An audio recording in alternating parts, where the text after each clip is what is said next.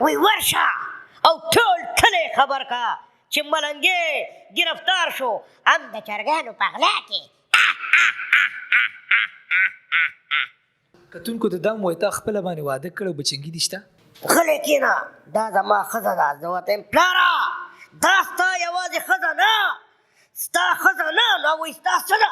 ویم زما مور ده، خو دویمه د ړومبۍ ښځې دویمه که نه، دویمه ښځه چې کله راشي نو ما د دې پلار اسفندیار کله ناکله چېرته کې به د خپل وجود باندې مایوسۍ سوچ یې کړی چې مطلب دا زما وجود داسې کم پیدا شو، چېرته کې مایوسي دې ذهن ته راغلی؟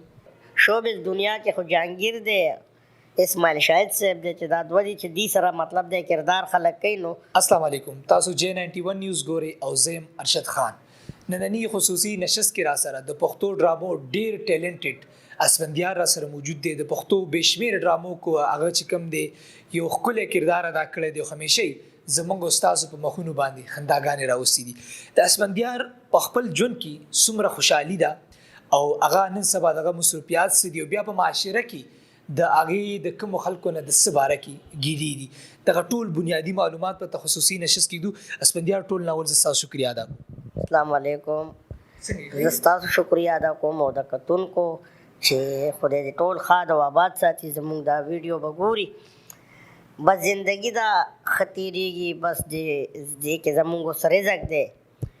شوبز ډېر کافي ټایم وشو، تقریبا 18-19 سال 16 سال دا کافي ایج دی او بس په دې کې موږ د خپل فن مظاهره وکړه او لګیا یو مخکې نیکسټ. اسفندیار نن سبا چې کوم د ستاسو مصروفیات څه دي؟ بس نن سبا خو سوشل میډیا دا او ټیک ټاک دور دی، بس هغه رنګې لکه زموږ هغه بیل دور او دا اوس بیل دور دی. نو بس اوس هم ښه دی، خو هغه رنګې مطلب دی مصروفیات نشته چې څنګه پیل وو. اسفندیار ستا په خپله باندې پسندیده اداکار څوک دی؟ یاره پسندیده خو زموږ ټول ځکه دي چې زموږ خو ټولو سره کار کوو که نه، فنکاران خو ټول زموږ ملګري دي، څوک مشران دي څوک کشران دي، نو مطلب دی ټول موږ لپاره قابل احترام دي. یو ښه اداکار چې تاسو سره لګېدي، تاسو سره کار کړی چې تاسو ډېر متاثره شوي؟ نو بس په شوبز دنیا کې خو جهانګیر دی، اسماعیل شاهد صاحب دی چې دا دوه دي چې دې سره مطلب دی کردار خلک کوي، نو خوند هم کوي او خلک هم ډېر انجوای کوي. اسفندیار په دې خپل فیلډ کې خوشحاله؟ یاره بس زه به تا ته دا وایم چې ناشکري ګناه ده، په هر کار کې د الله د ډډې د انسان دپاره ډېره بهتري او خیر وي. نو بس شکر دی، ژوند دی تېرو، نو بس ګیله به د چا نه کوې او ژوند دی به چې مطلب ښه طریقې سره تېر شي، ښه خبره ده. او اسفندیار کتونکو ته دا ووایه چې آیا د یو اداکار چې کوم اداکاري کې د یو ډرامې چې څومره معاوضه میلاویږي نو په هغه معاوضه باندې د یو اداکار ګزاره کېږي؟ یاره یو خبره درته زه دا کوم چې زموږ په ملک کې نه د فن قدر شته او نه د فنکار، او بس نظام دی الله چلی او که په مطلب بندیانو شوه په مو تا باندې شوه د خلکو په نظام شوه نو بیا ډېره مشکله ده. اسفندیار د ټول نه زیات معاوضه د ډرامې د څومره پیسې اخیستې اندازتاً؟ نو مطلب دا د ډرامې خو څوک 15,000 ورکي، څوک 20,000 ورکي، څوک 10,000 ورکي او زموږ د کاره پورې که نه پیسې لکه ټول نه زیاته څومره معاوضه اخیستې؟ والله چې ما ډېره کمرشل هم کړي دي په لاهور کې، د دې منرل واټر والا کراچي یو کمپني وه، نو په هغې کې ما فرسټ ټایم په کم یو غنټه کې ما 60,000 روپۍ هغې نه اخیستې وې. نو کمرشل او ډېر کارونه موږ مخکې هم داسې کړي دي چې اکثر انسان ته بیا یاد هم ني. اسفندیار زموږ کتونکو ته دا ووایه په ژوند کې کم داسې لمحات دي چې ډېر زیات خفه شي؟ نو بس په ژوند کې داسې وخت راځي چې کله مطلب دا دی تا نه مطلب مشرانو کې څوک جدا شي یا مور یا پلار، نو بیا سړي ته ډېر زیات تکلیف میلاویږي او دومره تکلیف چې هغه د برداشت نه بیا باري، نو هغه ټایم کې خامخا انسان دی خفه کېږي. په کور کې ته چا ته ډېر ګران یې او تا ته څوک ډېر ګران دي؟ مونږ ته خو مشران خپل مور پلار دواړه ګران وو، مورکۍ م وفات شوې ده او والد صاحب هم شته، الله دې لري سره ټولو مؤمنانو. بس اوس هر سړي خپل زندګي دا کور دی، واده دی، هر سړي بس زندګي آباد وي بچي. کتونکو ته دا هم وایي تا خپله باندې واده کړی او بچنګي دي شته؟ او شکر الحمدلله ما واده کړی دی، زما یو ماشومه وفات ده، یو ماشوم مې دا 9 کالو ژوندی دی، هغه مطلب د اسکول کې مې اچولی او مدرسې ته هم ځي او شکر دی. بس اوس بقایا چې مخکې الله کامیابی به ورکوي انشاءالله الله نه به امید ساتو. اسفندیار کله ناکله چېرته کې به د خپل وجود باندې مایوسۍ سوچ یې کړی چې مطلب دا زما وجود داسې کم پیدا شو چېرته کې مایوسي دې ذهن ته راغلی؟ یره مایوسي بیا د دې بعضې خلکو د انسانانو د وجې راشي.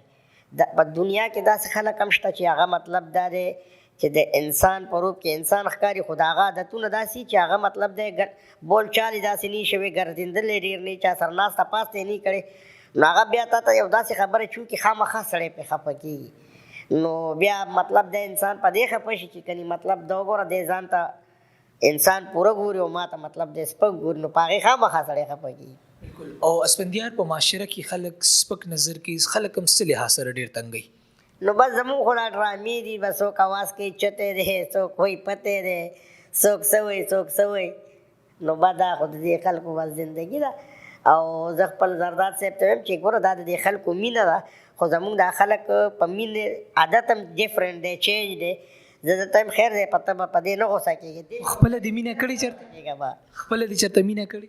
یاره شکر الحمدلله انسان چې ژوندي خامخا به مینه کامیاب شوي نو بس کامیابي خو مطلب دی مینه کې دونه نشته وایي په مینه کې زړه سندان که پکې پېښېږي د پلکونو غزارونه اکثر مینې پوره کېږي دا ادورې پاتې شي تکلیف یې ډېر درکړی نو بس دنیا کې خامخا مله نن سبا داسې دنیا ده چې وایي ستا او وي به د بل. بلکل د انټرویو په اخره کې څه مشهور ډایلاګ څه قصه لطیفه شعر چې کوم دی کتونکو د ډالۍ کې کتونکو ته خو ټولو نه اول زه دا وایم چې مونږ ټول مسلمانان یو چې هر ځای کې زموږ ملګري کتونکي ویډیو ګوري نو یو بل سره ښایسته سلوک اتفاق د احترام او د لحاظ نه برتاو کوئ نو انسان دی د دې باندې د انسان مخکې کامیابي راځي.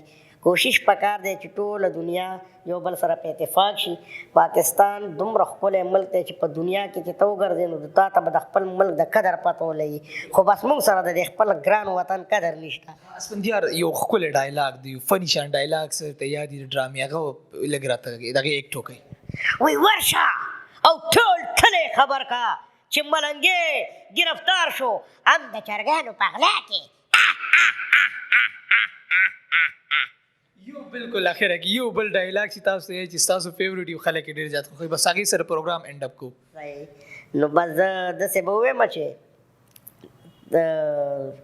بل به ورته څه تاسو را یاد کې ښه دی یو ښکلی شان ډایلاګ چې ریسنټلی یا تاسو کړی چې مطلب هغې سره کتونکي بلکل په هغې اختتام موږ وکړو کتونکو د دې ډایلاګ سره چې کوم دی موږ به تاسو نه انشاءالله اجازت خو ماخلو.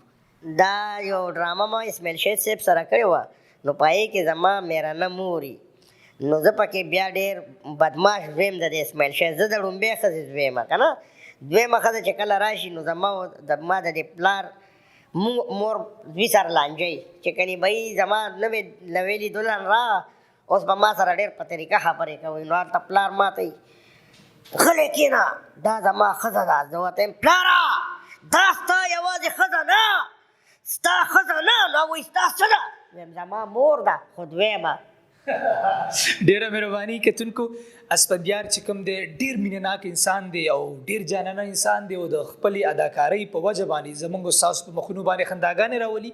یو مختصر ډایلاګ ستاسو ما اورېده یقینا دا ډایلاګ چې موږ کور کې د ماشومانو سره د مشرانو سره موږ اورو نو زموږ په مخونو هم خنداګانې راځي او د دې ټینشن د دې پینیک د دې معاشي خراب حالاتو په وخت کې زموږ په مخونو باندې خندا راوستل زه هم داسې قسمه اداکارانو ته سیلوټ کول پکار دي. پروګرام کې د اجازت غواړم د الله په امان.